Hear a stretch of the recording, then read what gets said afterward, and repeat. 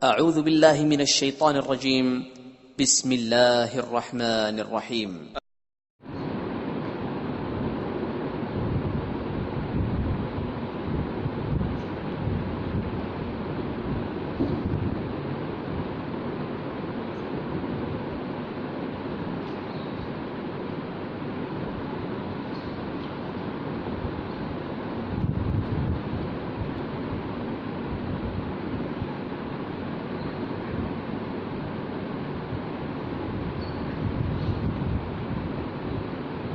إن الحمد لله نحمده ونستعينه ونستغفره ونعوذ بالله من شرور أنفسنا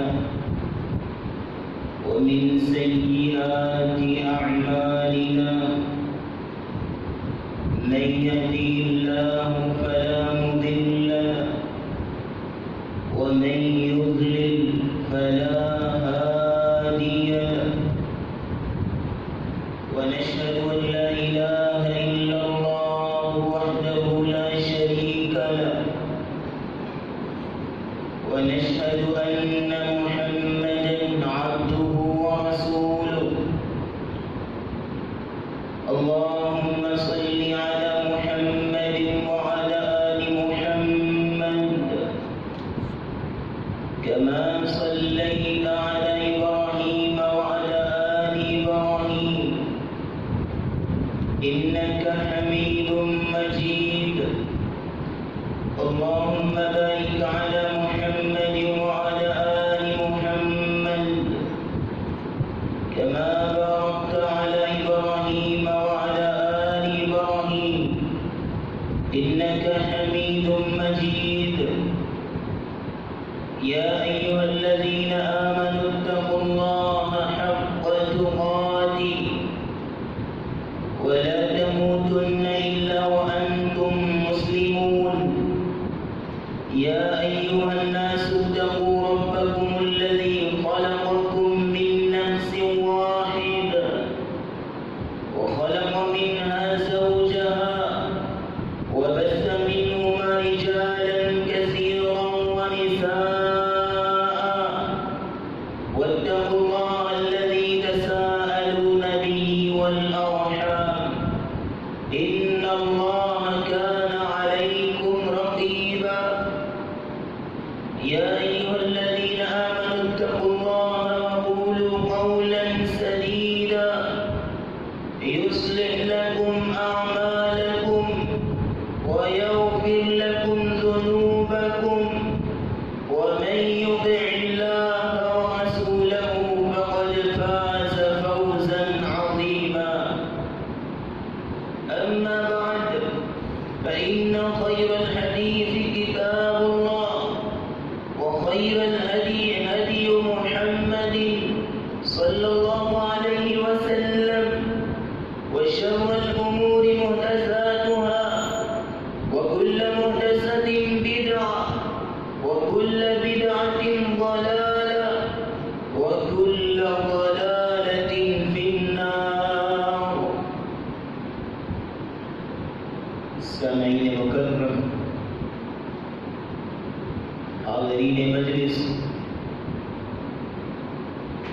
اللہ رب العزت نے اس دنیا کائنات کو انسانوں کے لیے امتحان کی جگہ بنایا ہے. یہ دنیا ہر انسان کے لیے ایگزامینیشن ہال ہے. اس میں مصیبتیں بھی آتی ہیں، پریشانیاں، دکھ اور تکالیف.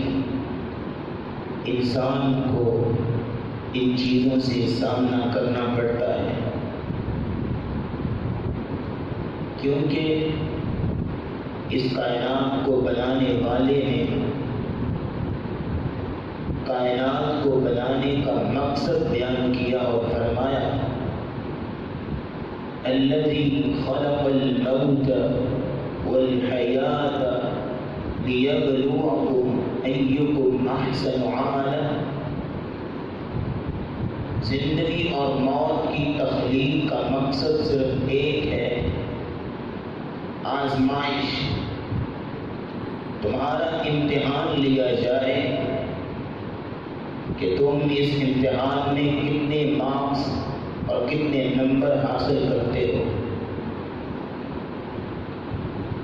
آزمائش تو آنی ہے، اور اللہ رب العزت کا اسلوب اور انداز یہ ہے کہ وہ کسی کو زیادہ دے کے آزماتا ہے اور کسی سے چھین کے آزماتا ہے۔ اس امتحان میں، اس پیپر میں کسی کو استثنائی حیثیت حاصل نہیں ہے کہ یہ نبی ہے جس کو امتحان دینے کی ضرورت نہیں، یہ نیک انسان ہے جس کو امتحان دینے کی ضرورت نہیں، ویسے پاس ہے۔ نہ، بلکہ جتنا کوئی اللہ کا زیادہ قریبی ہوتا ہے، امتحان اس سے زیادہ لیے جاتے ہیں۔ اور اللہ تعالیٰ فرماتے ہیں الف لام میم احسب الناس ان یترکوا ان یقولوا آمنا وهم لا یفتنون۔ کیا لوگوں نے یہ خیال کر لیا ہے کہ انہوں نے کلمہ پڑھ لیا تو بس اب کوئی امتحان نہیں آئے گا؟ نہ، کلمہ پڑھنے کے بعد تو امتحان کی کڑی و امتحان کا سلسلہ شروع ہوتا ہے۔ اور ان ایگزامینیشن ہال کے کینڈیڈیٹ میں سے، امیدواروں میں سے ایک امیدوار کا تذکرہ جو آپ کے سامنے رکھنا چاہتا ہوں، یہ وہ ہستی ہے کہ جس کے رزلٹ کو اللہ تعالیٰ نے قرآن مجید میں اناؤنس کیا اور فرمایا وَإِذِ ابْتَلَىٰ إِبْرَاهِيمَ رَبُّهُ بِكَلِمَاتٍ فَأَتَمَّهُنَّ۔ ابراہیم کا اللہ نے امتحان لیا اور ان کا پیپر اللہ تعالیٰ نے لیا، فَأَتَمَّهُنَّ، ہر امتحان میں 100% پاس کی، A+، یہ کامیابی انہوں نے حاصل کی، کسی بھی امتحان میں ڈگمگائے نہیں، کسی بھی امتحان میں کوئی کراس نہیں لگا۔ اور امتحان کی یہ کڑی ابراہیم علیہ السلام پہ کب شروع ہوئی؟ پچھلے خطبہ جمعہ میں آپ سیرت ابراہیم کا پہلا حصہ حضرت ابراہیم دعوت کے میدان میں آپ سن چکے ہیں۔ آج کے اس خطبہ جمعہ میں سیرت ابراہیم کا دوسرا اور آخری حصہ کہ ابراہیم مصیبتوں اور آزمائشوں کے امتحانات میں اور ان کا کردار بحیثیت پاک کیا تھا۔ حضرت ابراہیم علیہ السلام جب اپنی قوم کو تبلیغ کی 40 سال تک، لیکن کسی نے ان کی بات نہ مانی سوائے ان کے چچا کے بیٹے لوط علیہ السلام اور ان کی بیوی سارہ علیہ السلام کے۔ یہ دو حضرت ایمان لے کے آئے، آپ کی عمر مبارک 40 برس ہو چکی ہے، آپ وہاں سے ہجرت کر کے اپنے شہر بابل سے فلسطین پہنچے، شام کے علاقے میں پہنچے۔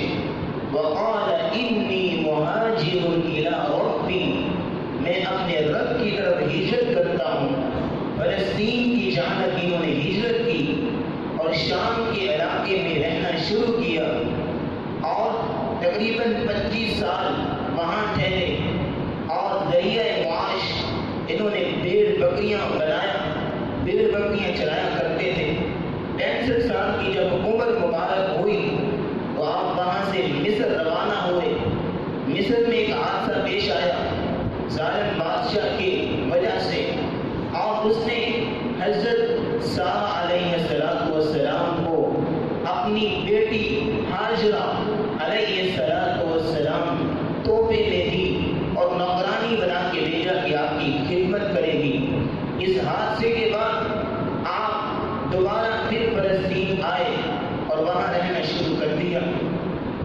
جب آپ صلی اللہ علیہ وسلم فلسطین آئے تو اپنی چچا کے بیٹے لوط علیہ السلام کو شام کے ایک علاقے میں ٹھہرا دیا. ان کی ڈیوٹی لگ گئی کہ یہ بھی نبی ہیں اور تبلیغ کریں گے، اور آپ خود خاص فلسطین میں رہنا شروع کر دیا. اور آپ کی عمر مبارک 85 سال 85 ایئرز ہو چکی ہے. اب 85 ایئرز عمر ہے. خواہش پیدا ہوئی کہ اولاد ہونی چاہیے، گھر کے آنگن میں بھی پھول کھلتے نظر آئیں، رونق ہوتی ہے. اپنی خواہش کا اظہار اپنی بیوی سارہ علیہ السلام کے سامنے کیا اور کہا میری خواہش ہے کہ اللہ میری بھی جھولی بھر دیں، ہمارے گھر کے آنگن میں بھی پھول کھلنے چاہیے. اور انہوں نے کہا کہ میرے مقدر میں شاید یہ سعادت نصیب نہیں ہے، میں اپنی لونڈی کا نکاح آپ سے کر دیتی ہوں، ہاجرہ علیہ السلام، شاید اللہ اس سے آپ کی گود بھری کر دے. نکاح ہوا.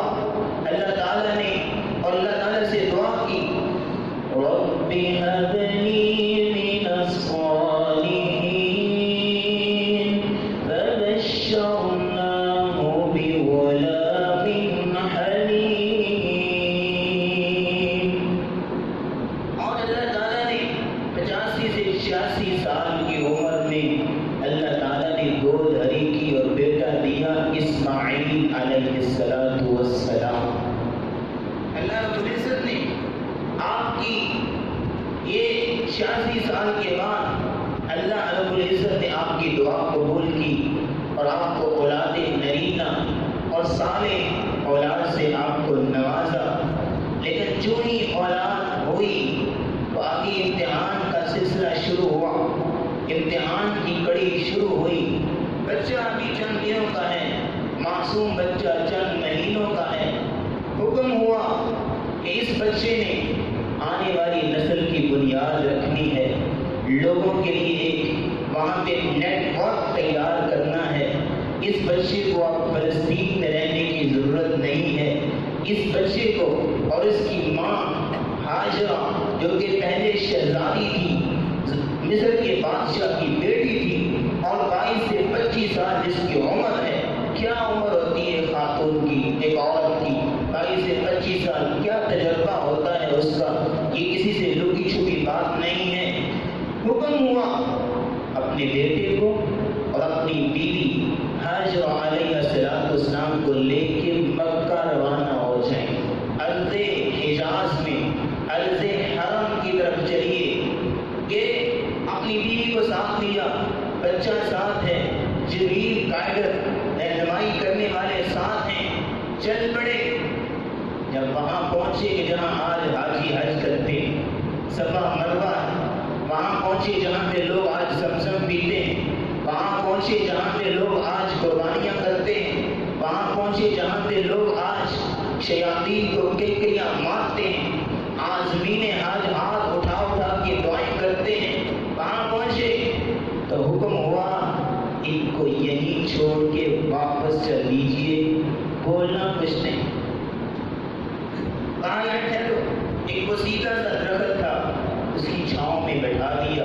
گرمی کی شدت تھی، کہا یہاں آپ ٹھہریے اور ایسے چل دیے جیسے کہ ابھی واپس آئیں گے. واپس چل پڑے. بیوی دیکھنے لگی خیریت ہے، یہ کہاں چل پڑے. چلتے جا رہے ہیں اور فکر کی لاحق ہوئی ادھر کو بندہ نہ کو بندہ ذات. اور پاس کیا ہے؟ کھجوروں کی ایک تھیلی اور مشکیزہ ایک پانی کا، اس کے علاوہ اور کچھ نہیں. کوئی باغ نہیں، کوئی درخت نہیں، کالے پہاڑ ہیں، سنسان جگہ ہے، گرمی کی شدت ہے اور چھاؤں نہ ہونے کے برابر ہے.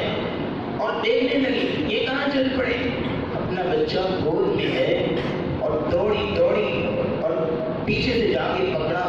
اے سرتاج یہ بتائیے کہاں چل پڑے، یہاں تو رہنے کی کوئی جگہ نہیں ہے، وہ بندہ نہ بندہ ذات، ہمیں چھوڑ کے کہاں چل پڑے. کچھ نہیں بولے، چلتے جا رہے ہیں. وہ پیچھے بار بار پوچھتی بتاؤ تو صحیح مجھے کہاں چھوڑ کے جا رہے ہیں، یہ کوئی جگہ ہے رہنے کی، یہ کوئی جگہ ہے رہنے کی جہاں مجھے چھوڑ کے جا رہے ہیں. چل پڑے. کچھ نہیں بولے. وہ ایک ماں بن کے پوچھ رہی تھی، وہ ایک بیوی بن کے پوچھ رہی تھی. ایک دنیاوی عورت بن کے پوچھ رہی تھی کہ یہاں رہنے کی کوئی ساز و سامان نہیں ہے، میں کیسے رہوں گی؟ پھر اللہ کی بندی بن نکل اندر سے نکلی اور بندی بن کے سوچنے لگی کہ اللہ کا نبی ہے، کہیں اوپر سے آرڈر نہ آئے ہوئے ہوں۔ پوچھنے لگی اللہ امرک، کیا اللہ تعالیٰ نے آپ کو حکم دیا؟ تو ابراہیم پھر بھی بولے سر ہلایا، اللہ نے حکم دیا، نعم، سر ہلایا، پھر بھی بولے اللہ نے مجھے حکم دیا ہے۔ تو پھر اللہ کی بندی اور اطاعت و فرما بردار کی پیکر بن کے بولی، پوری امت کی، پوری کائنات کی خواتین کے لیے اتباع سنت، اتباع اللہ تعالیٰ کا اس نے تعریف رقم کی، عورت بولی اذن لا یضیعنا اللہ، تب پھر اللہ ہمیں ضائع نہیں کرے گی۔ ایمان دیکھیں، جب اللہ تعالیٰ کی مشیت پہ وہ راضی ہوئی اور ابراہیم علیہ السلام نے پھر بھی پیچھے مڑ کے نہ دیکھا، چلتے جا رہے ہیں، چلتے جا رہے ہیں۔ میں ایک منٹ کے لیے رکنا چاہوں گا اور آپ سے پوچھنا چاہوں گا کہ جب وہ چھوڑ کے جا رہے تھے، وہ عورت جس کا معصوم بچہ جس کی گود میں تھا، اس نے اپنے خاوند کو جاتے ہوئے کیسے دیکھا ہو، کس انداز سے دیکھا ہو اس نے خاوند کو؟ وہ جا رہے چھوڑ کے، پتہ نہیں کب آئیں گے۔ اذن لا یضیعنا اللہ، صرف اللہ پہ یقین ہے، اللہ پہ اعتماد ہے۔ اور ابراہیم علیہ السلام پیپر ہو رہا ہے، ایگزامینیشن ہال کے اندر موجود ہیں اور امتحان لیا جا رہا ہے، پتہ نہیں کتنے مارکس آتے ہیں اور کیا ہوتا ہے۔ ابراہیم علیہ السلام پیچھے مڑ کے نہیں دیکھ رہے کہیں بیٹے کی محبت غالب نہ آ جائے، اور آنکھوں کو کنٹرول کیا ہوا ہے، اپنے لوں کو کنٹرول کیا ہوا ہے، اور پیچھے مڑ کے دیکھنے کی جسارت نہیں کر رہے، چلتے جا رہے۔ جو ہی پہاڑ سے اوجھل ہوئے، نظروں سے اوجھل ہوئے، درم سے اونٹ سے چھال ماری اور رونا شروع کر دیا پہاڑ کی اوٹ میں، آہو بقا کرتے، جو آنکھوں کے بندن کھل گئے اور ہاتھوں کو یوں اٹھایا، ربنا انی اسکنت من ذریتی بواد غیر ذی زرع عند بیتک المحرم، اللہ میں اپنی بیوی کو اور معصوم بچے کو تیرے سپرد کر کے جا رہا ہوں، تیرے حکم کی اطاعت و فرما برداری میں۔ مالک میں جانتا ہوں غیر ذی زرع، یہ بنجر زمین ہے، یہ بنجر زمین ہے، یہاں تو کوئی پھول پودا بھی نہیں ہوتا، یہاں تو کالے پہاڑ، سنسان جگہ ہے، نہ بندہ ذات، میرا معصوم بچہ اور 22 سے 25 سال کی عورت جو کہ بیوی، جو کہ شہزادی تھی، اس کو کیا تجربہ ان مصیبتوں کے ساتھ جینے کا؟ صرف ایک تجربہ تھا، اللہ پہ ایمان تھا، اللہ پہ توکل تھا، اللہ پہ یقین تھا۔ ابراہیم دعا کر رہے ہیں، ربنا لیقیموا الصلاۃ، یا اللہ میں اس لیے ان کو یہاں چھوڑ کے جا رہا ہوں تاکہ تیری نمازیں پڑھیں، فاجعل افئدة من الناس تهوی الیہم، یا اللہ یہاں اکیلے ہیں، رات کیسے گزاریں گے، دن کیسے گزاریں گے، تو مہربانی کر کچھ لوگوں کو یہاں آباد کر دے، وارزقهم من الثمرات لعلهم یشکرون، اور ان کو رزق دے اپنی جناب سے تاکہ یہ تیرا شکر کریں۔ یہ دعا کرنے کے بعد ابراہیم علیہ السلام واپس فلسطین آ جاتے ہیں، اور دیکھیے یہ ہاجرہ علیہ السلام کیسے بوجھل قدموں کے ساتھ واپس عرضے، وہاں جہاں پہ مکہ بیت اللہ ہے، کیسے واپس آئی ہوگی اور کیسے اپنے بچے کو بیٹھایا ہوگا اور اس کو دلاسا دیا ہوگا۔ اس بچے کے پاس اور اس ماں کے پاس اور کچھ نہیں ہے دل لگانے کے لیے، صرف اس کا بچہ ہے جس کے ساتھ وہ کھیلتی تھی، اور وہ کھجوریں ہیں، کچھ خود کھاتی ہے، پانی خود کچھ پیتی ہے، اس بچے کو پلاتی ہے۔ ایک وقت آیا کہ وہ کھجوریں بھی ختم ہو چکی ہیں، وہ تھیلی تھی کتنے دن گزری ہوگی، وہ کھجوریں بھی ختم ہو گئی، پانی بھی ختم ہو گیا۔ یہ تو دن تھا، دن کی گرمی تھی۔ میں آپ سے پوچھتا ہوں، بتائیے اس عورت نے رات کیسے گزاری ہوگی؟ کالے پہاڑ، سنسان جگہ پہ اس عورت کی رات کیسی گزری ہوگی؟ کیسے چاند اور تارے جو ہیں اس ماں بیٹے کو دیکھ رہے ہوں گے، کیسے جو ہے وہ ستارے بھی رو رہے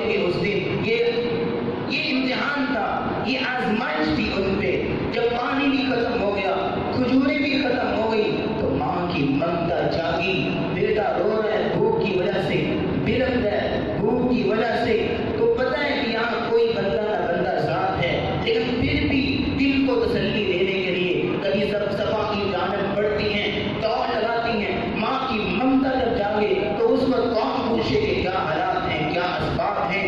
وہ باقی صفا کی طرف چڑھی، دیکھا، نظر دوڑائی، کوئی نظر آنے والا نہ آیا، پھر اپنے بیٹے کی جانب آئی، پھر مروہ کی طرف، صفا مروہ صفا مروہ، یہ 7 چکر انہوں نے لگائے اور اپنے بیٹے کو بار بار دیکھ رہی ہیں اور اس کو دلاسا دے رہی ہیں۔ لیکن جب 7 چکر لگا لیے، دوڑ لگا لگا کے تھک گئی، سانس پھول گیا تو پھر گر گئی، ہمت جواب دے گئی، لیکن اللہ کی غیبی مدد آئی اور اللہ تعالیٰ نے اپنی جانب سے وہاں پہ پانی کا چشمہ نکالا اور اللہ رب العزت نے اسماعیل علیہ السلام کی قدموں سے وہ پانی کا چشمہ اللہ تعالیٰ نے نکالا۔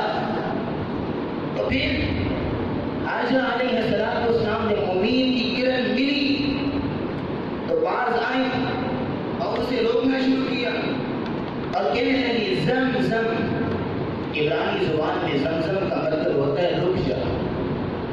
نبی علیہ السلام فرماتے ہیں یرحم اللہ ام اسماعیل لو ترکت زمزم، اللہ تعالیٰ ام اسماعیل پر رحم کرے اگر وہ زمزم کو نہ چھوڑ دی، نہ اس کو مطلب روک دی، تو اللہ تعالیٰ کیا کرتے؟ لکانت زمزم عینا معینا، تو زمزم ایک بہت بڑا چشمہ ہوتا، پوری کائنات کے لوگ پیتے، لیکن اللہ کی مشیت ایسی تھی وہ اسماعیل علیہ السلام کی قدموں سے چشمہ نکلا تو وہاں پہ پھر انہوں نے جو ہے وہ اپنی گزر بسر کیا۔ اللہ رب العزت نے وہاں پہ جو ہے کچھ لوگوں کو آباد کیا، آبادی شروع ہوئی، تو اللہ رب العزت نے یہی وہ پیغام دینا چاہتے تھے وَإِذِ ابْتَلَىٰ إِبْرَاهِيمَ رَبُّهُ بِكَلِمَاتٍ فَأَتَمَّهُنَّ، کہ ابراہیم کو اللہ نے بہت سے امتحانات سے گزارا، فَأَتَمَّهُنَّ، انہوں نے ہر امتحان میں کامیابی حاصل کی اور ہر امتحان میں وہ کسی بھی امتحان کو ڈگمگائے نہیں۔ وہ اللہ کے سامنے باپ آیا، باپ کو چھوڑ دیا، اللہ کے سامنے آگ آئی، اپنے آپ کو آگ میں ڈال دیا، اللہ کے سامنے بیوی بچے آئے، چھوڑ دیا، اللہ کے سامنے اپنا آبائی علاقہ آیا، چھوڑ دیا، جو بھی یہ پیغام دیا امت کو، یہ پیغام دیا امت کو اللہ کی رضا کے لیے اپنی کوئی بھی بڑی سے بڑی چیز بھی چھوڑنی پڑے، مسلمانوں کسی بھی چیز کو چھوڑنے سے دریغ نہ کرو۔ یہ امت کو پیغام دیا اس بابائے امت نے، یہ امت کے لیے پیغام چھوڑا، یہ رب کے لیے اگر کسی بھی قسم کی چیز کو چھوڑنا پڑے تو چھوڑنے سے دریغ نہ کرو۔ اسماعیل علیہ السلام بڑے ہوئے، تھوڑی سی سمجھ آئی تو اللہ نے ایک دوسرا پیپر لیا، دوسرا امتحان لیا۔ ابراہیم علیہ السلام کو خواب آیا، اپنا بیٹا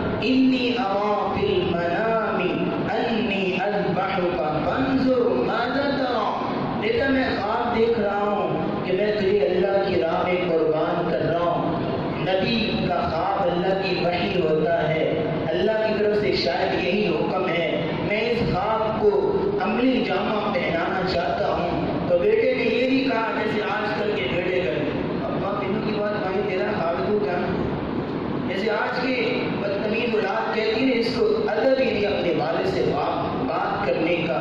یہ دیکھیے بیٹا کیسے بن کے دکھایا۔ اللہ ہمیں بھی اسماعیل جیسا بیٹا بننے کی توفیق نصیب فرمائے۔ یا اللہ جو صاحب اولاد ہیں ان کی اولاد کو اسماعیل جیسا بنا، اسماعیل جیسا نیک بنا، اسماعیل جیسا فرما بردار بنا۔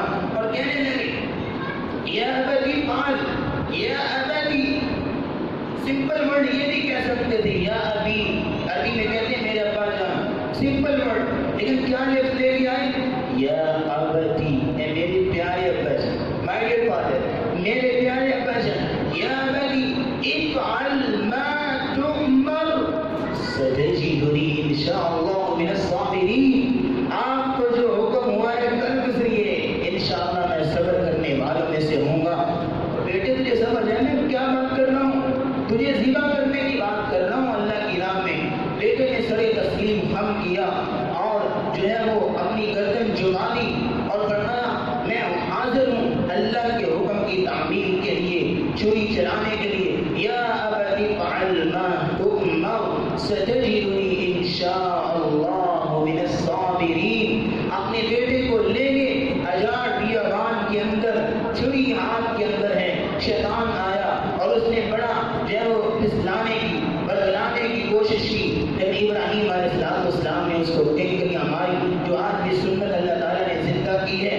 اپنے بیٹے کو لٹایا اور چھری کا کام ہے چلنا کاٹنا، لیکن جب اللہ کا حکم ہو تو چھری نہیں چلتی، چھری نہیں چل رہی تو ابراہیم اور حوصلہ ہو رہے ہیں، ڈر رہے ہیں کہیں مالک الملک ناراض تو نہیں ہو گئے، کہیں اللہ ناراض چھری کیوں نہیں چل رہی، اللہ ناراض تو نہیں ہو گئے۔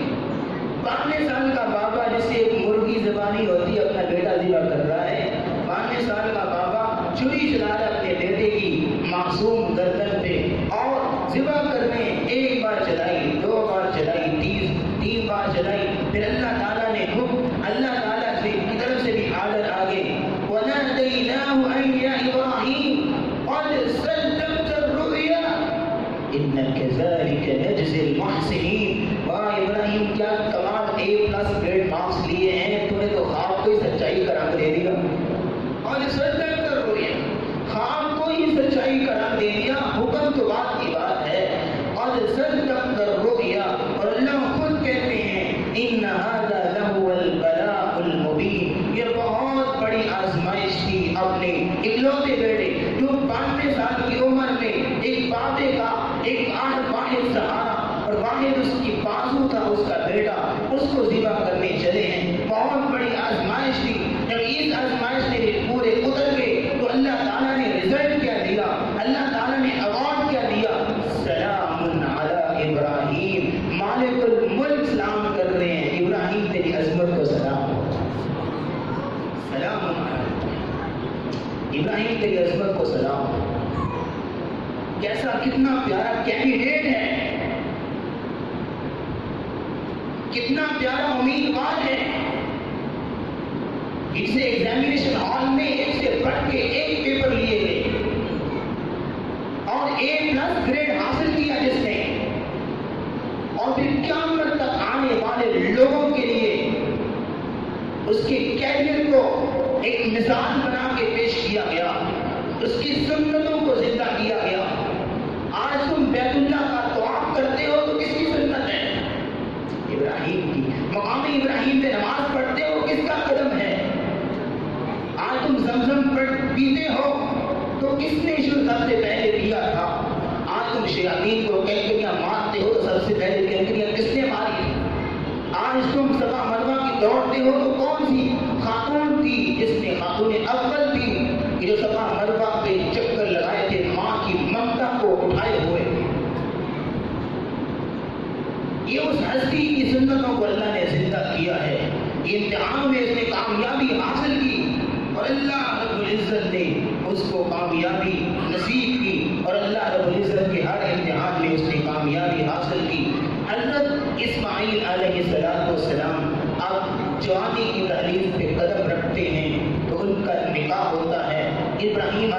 السلام اپنے بیٹے کو یہ خواب کی تعبیر کے بعد اللہ تعالیٰ نے قربانی کا ایک بکرا وَفَدَيْنَاهُ بِذِبْحٍ عَظِيمٍ وہاں بیچا، کہا ابراہیم اس کو ذبح کر کے اپنے خواب کو مکمل کیجیے۔ اس سنت کو بھی اللہ تعالیٰ نے آج زندہ کیا۔ 10 ذوالحجہ کو جو خون بہائے جاتے ہیں، قربانیاں کی جاتی ہیں، وہ اسی بابے کی سنت ہے جو آج کل اللہ نے زندہ کی ہے۔ اسماعیل علیہ السلام کا نکاح ہوا، ابراہیم ملنے کے لیے فلسطین سے ایک دفعہ پھر آئے اور کہا گھر میں موجود نہیں، بہو سے ملاقات ہوئی، کہا اسماعیل کہاں گئے؟ کہا وہ جی باہر شکار کرنے گئے ہیں۔ اچھا یہ بتاؤ تمہارا گزر بسر کیسا چل رہا ہے؟ اپنی بہو سے پوچھیں گزر بسر کیسا چل رہا ہے؟ وہ کہہ رہے جی بس جی کچھ نہ پوچھیں، حالات بہت جو ہے وہ سنگین ہیں، مہنگائی بڑی ہے، جیسے آج کل لوگ کہتے ہیں حالات بڑے خراب ہیں، کیا کریں، کوئی نہیں بس۔ تو ابراہیم علیہ السلام کہنے لگے کہ جب اسماعیل آئے میرا سلام کیجیے گا اور کہیے گا کہ تمہارے گھر کی چوکھٹ صحیح نہیں ہے، اس کو تبدیل کر دیں۔ اسماعیل واپس آئے گھر میں، ابراہیم جا چکے تھے، آج گھر کی رونق کچھ عجیب لگ رہی ہے، خوشبوئیں آ رہی، لگتا ہے کوئی ہستی آئی تھی۔ کہا جی بابا جی آئے تھے، براؤن کلر کی داڑھی تھی، مہندی شاید لگائی ہوئی ہے اور اس طرح کا حلیہ تھا، آپ کو سلام کہتے تھے اور پیغام دیا تھا۔ کہا جی آپ کے گھر کی چوکھٹ صحیح نہیں، اس کو درست کیجیے۔ اسماعیل علیہ السلام نے اسلام قبول کیا اور اپنی بیوی کو طلاق دیا، باپ کا حکم تھا۔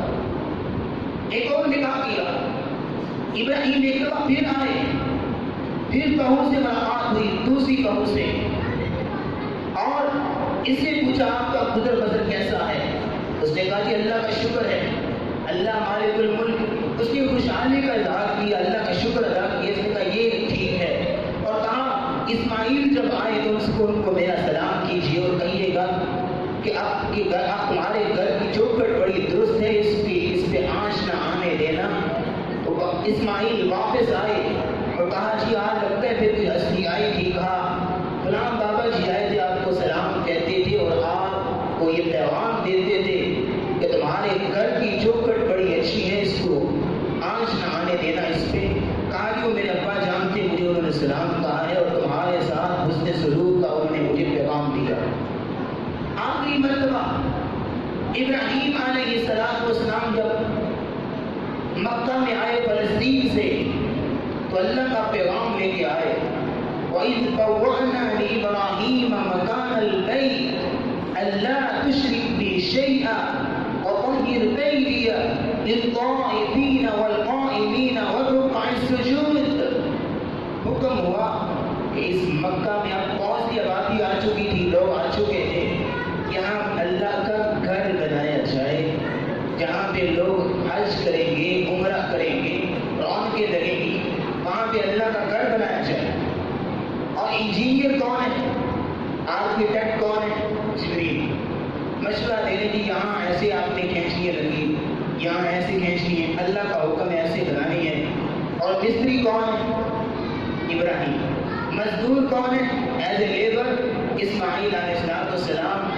آپ جو ہے وہ اینٹیں لگا رہے ہیں پتھر پہ کھڑے ہو کے، اور جو جس کو آپ پنجابی میں گو کہتے ہیں، لفٹ جسے کہتے ہیں، اللہ تعالیٰ نے جنت سے بھیجی۔ وہ ایک پتھر تھا جس پہ کھڑے ہو کے وہ اینٹیں لگا رہے تھے، وہ بڑھتا جاتا تھا، لفٹ خود مخود آٹومیٹکلی اوپر جا رہی تھی، اور اللہ کا گھر بن رہا ہے۔ بیٹا گالا اور پتھر لے کے آ رہا ہے، باپ گھر بنا رہے ہیں۔ جب گھر مکمل تعمیر ہو گیا تو اب وقت آیا کہ مزدوری مانگی جائے۔ کام کیا ہے مزدوری، آج کل لوگ کون کام کرتے ہیں؟ مزدوری مانگی جائے۔ ہاتھ اٹھا لیے باپ بیٹا نے اور کہا وَإِذْ يَرْفَعُ إِبْرَاهِيمُ الْقَوَاعِدَ مِنَ الْبَيْتِ وَإِسْمَاعِيلُ رَبَّنَا تَقَبَّلْ مِنَّا إِنَّكَ أَنْتَ السَّمِيعُ الْعَلِيمُ۔ اے ہمارے مالک، تیرے حکم کے مطابق گھر تو بن گیا ہے، ایک کاوش ہم نے کر لی ہے، اس کو قبول کرنے والی ذات تیری ہے، قبول فرما۔ پھر اور بھی دعائیں کی، وہ بنجر زمین تھی، دعا کی یا رب یہ جو تجھ پہ ایمان لے کے آئیں اور آخرت پہ جن کا یقین ہو ان کو اپنی جانب سے پھلوں سے رزق عطا فرما۔ اور اے میرے مالک ربنا واجعلنا مسلمین لک ومن ذریتنا امة مسلمة لک، یا اللہ مجھے اور میری اولاد کو یا اللہ کتوں کی پوجا سے بچانا اور اپنا فرما بردار بنانا۔ وارنا مناسکنا، یا اللہ مجھے حج کے طریقے سکھا تاکہ میں حج کروں، میری نسل حج کرے، یہاں پہ تیرے گھر کا طواف کرے۔ اور اے میرے رب اس میری نسل سے یہاں پہ ان لوگوں میں سے ایک نبی بھیج جو ان کا تزکیہ کرے، ان کو کتاب و حکمت کی تعلیم دے، یعنی کہ رسول اللہ صلی اللہ علیہ وسلم۔ تو ابراہیم علیہ السلام کی ہستی ہمارے لیے نمونہ ہے، رول ماڈل ہے، جس طرح کہ میں نے پچھلے خطبہ جمعہ میں آیت تلاوت کی تھی۔ اللہ تعالیٰ فرماتے ہیں لقد كان لكم فيكم ابراہیم اسوۃ حسنہ، تمہارے لیے ابراہیم میں ایک عملی نمونہ ہے، رول ماڈل ہے، اسوہ حسنہ ہے، بلکہ کائنات کی سب سے پاک کمال ہستی رسول اللہ صلی اللہ علیہ وسلم کو بھی یہی حکم دیا گیا تھا، واتبع ملت ابراہیم حنیفا، ابراہیم کے دین کی پیروی کیجیے، ابراہیم کے دین کی پیروی کیجیے، اس کی ملت کی پیروی کیجیے۔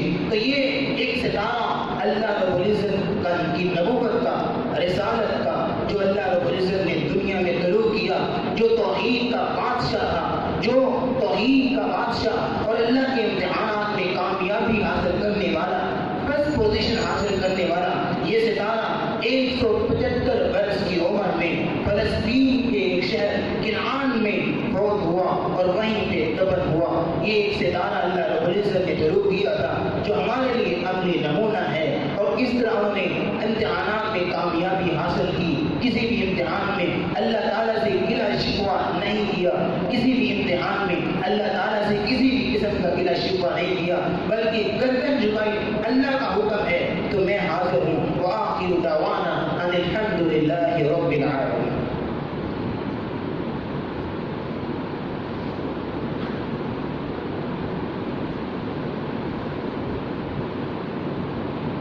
إن الحمد لله نحمده ونستعينه ونستغفره ونعوذ بالله من شرور أنفسنا ومن سيئات أعمالنا ونعوذ بالله من شرور أنفسنا ومن سيئات أعمالنا أشهد أن لا إله إلا الله وحده لا شريك له ونشهد أن محمدا عبد الله ورسوله اللهم صل على محمد وعلى آل محمد كما بارك وسلم وصل عليه اللهم إنك عفو كريم تحب العفو فاعف عنا۔ میں آپ حضرات کے صرف 2 منٹ اور لینا چاہوں گا۔ اللہ رب العزت کے فضل و کرم سے اور اس کی عطا سے یہ مسلمانوں پہ ہے کہ اللہ مسلمانوں کو ایسے سیزن اور موسم فراہم کرتے ہیں عبادت کے اور نیکی حاصل کرنے کے۔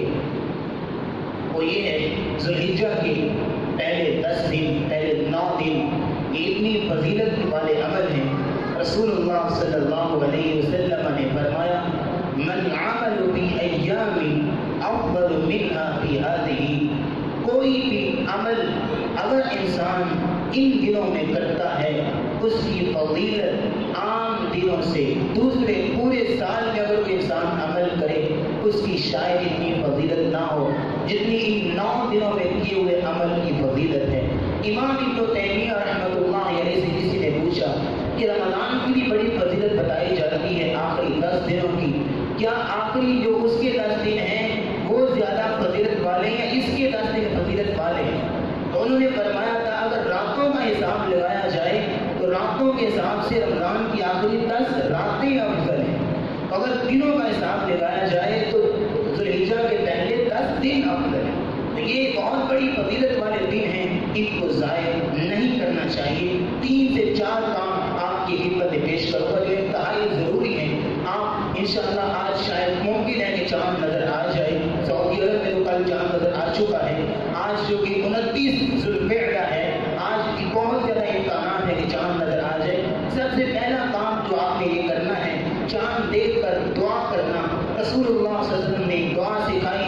جب بھی تم چاند دیکھو تو دعا پڑھا کرو اللہم اہلہ علینا بالامن والایمان والسلامة والاسلام والتوفیق لما تحب وترضى، جس کا خلاصہ یہ ہے کہ یا اللہ جو مہینہ شروع ہوا ہے اس مہینے کو ہمارے لیے امن، سلامتی، چین، سکون اور عبادت اور توفیق والا بنا۔ دوسرا کام آپ نے ان 10 دنوں میں چاند نظر آنے کے فوراً بعد تکبیرات پڑھنا شروع کر دینی ہے۔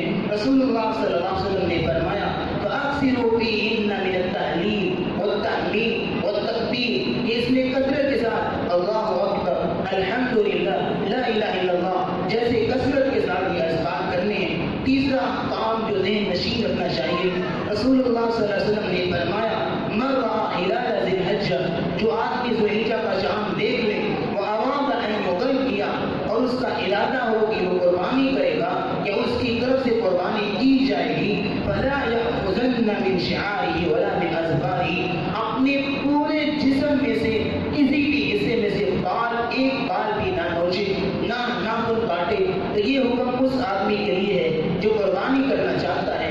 اگر ایک قربانی تمام کے تمام گھر والوں کی طرف سے کی جا رہی ہے تو تمام کے تمام گھر والے اس میں شامل ہیں، لیکن جو آدمی قربانی میں شامل نہیں، قربانی کرنا اس کا ارادہ نہیں یا اس کی طاقت نہیں ہے، اس پہ یہ حکم نہیں ہے۔ لیکن ایک اور بات کر دو، بعض لوگ کہتے ہیں کہ اگر کوئی آدمی قربانی کا ارادہ نہیں رکھتا، استطاعت نہیں رکھتا، وہ بھی اپنے آپ کو روکے رکھے، بال نہ کاٹے، ناخن نہ کاٹے اور عید والے دن جا کے اپنی حجامت کروائے تو اس کو بھی قربانی کا ثواب ملتا ہے۔ ایسی کوئی صحیح حدیث رسول اللہ صلی اللہ علیہ وسلم سے ثابت نہیں ہے۔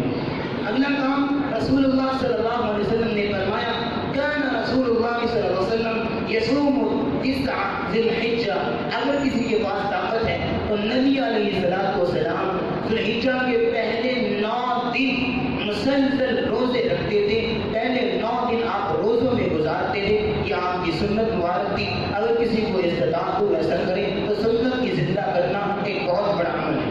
چوتھا اور آخری کام رسول اللہ صلی اللہ علیہ وسلم نے فرمایا صیام یوم عرفہ احتسب علی اللہ ان یکفر السنۃ التي قبلها والسنۃ التي بعدها۔ رسول اللہ صلی اللہ علیہ وسلم نے فرمایا یوم عرفہ 9 ذی الحجہ کو روزہ رکھنا یہ اتنا بڑا عمل ہے کہ ایک سال پچھلے اور ایک سال اگلی اللہ رب العزت کے گناہ معاف کر دیتے ہیں۔ یہ خاص طور پر جو بڑے عمل ہیں یہ کرنے چاہیے، کثرت کے ساتھ ان کو معمول بنانا چاہیے، اور ان 9 دنوں میں بہت بڑی فضیلت ہے، ان کی اہمیت کو ظاہر نہیں کرنا چاہیے۔ جیسے یہ بہت عبادت کے دن ہیں، 5 نمازوں کی ادائیگی، سنتیں باقاعدگی کے ساتھ، نماز اشراق، صبح و شام کی اذکار، تہجد کی نماز، یہ اور ہر وقت اللہ اکبر، الحمدللہ، لا الہ الا اللہ جیسے اذکار کو کثرت کے ساتھ کرنا چاہیے۔ ان دنوں کی فضیلت اور ان دنوں کی اہمیت کو ضائع نہیں کرنا چاہیے۔